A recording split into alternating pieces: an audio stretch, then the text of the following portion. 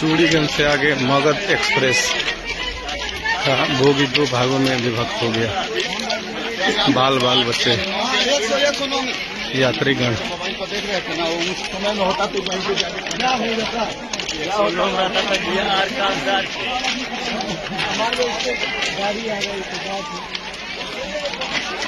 आप देख सकते हैं।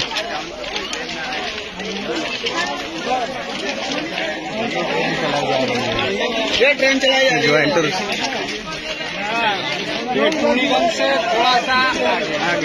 चूड़ीगंज से थोड़ा सा आगे बोगी खुल गया है मगध एक्सप्रेस का।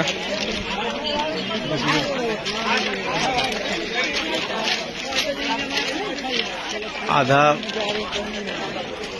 बोगी पीछे चला गया है, आधा बोगी आगे रह गया है।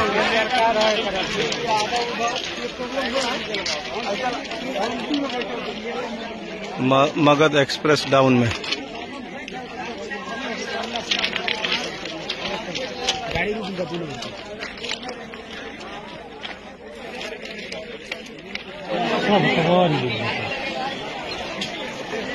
वीडियो बना के